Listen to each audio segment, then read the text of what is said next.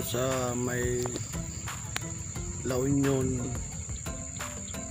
at pinasok namin ang taniman ng sibuyas, mani, tabako, mais at pakwan na stripe. Kasalukuyan po namin nilalakad ang mga tanim nilang pinapapakyaw sa latagan ng kanilang sukat ng lupa. Umalis kami ng alas 2 ng madaling araw from Pampanga to La Union. Paabot kami ng alas 6:30 para dumating ng maaga. Ito yung aking mga kasama at nilalakad kasalukuyan ng Juan.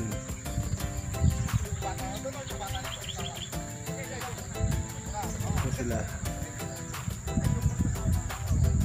nilalakad ng mga bunga.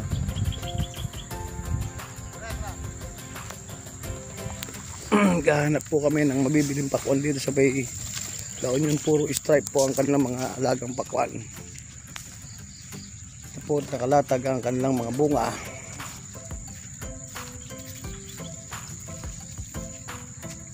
Ayan po ang kanilang mga pakwan.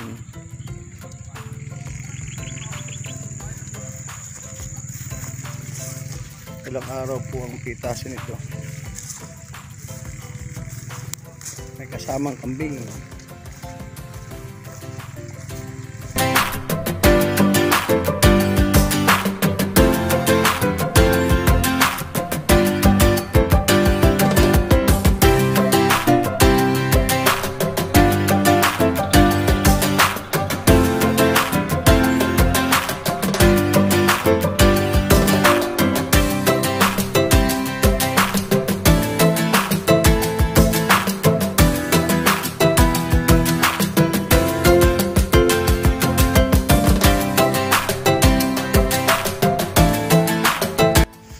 Ini New Year na ini.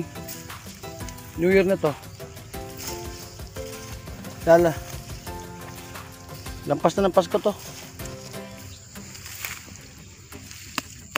May hinog ka na dito. May hinog na dito. Hinog na to. Hinog na to. Masasobra na yan. Hinog na yan. Masasobra na yan. Hindi na kunin yun, hinog na. Mga tabako, pula po ng tabako at yung mag-ina ang nagdidilig. Pula ng tabako. Mga kamote.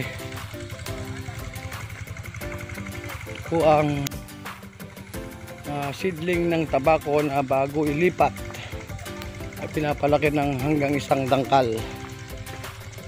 Ito po sa La Union.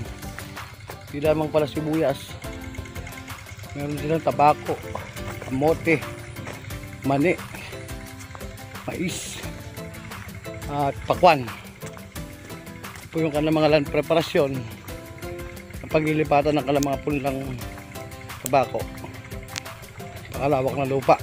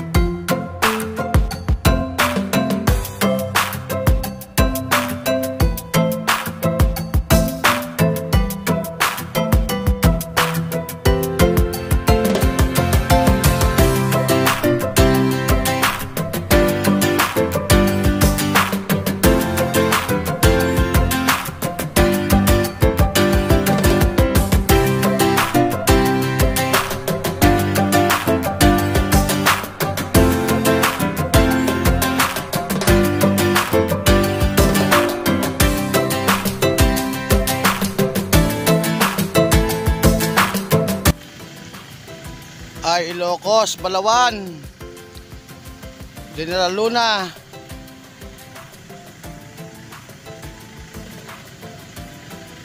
tagu-tagu ang pakwang tanim, ang hirap hanapin, hiwa-hiwalay sa gilid ng bundok. Akit pa ng bundok ang sasakyan. Ay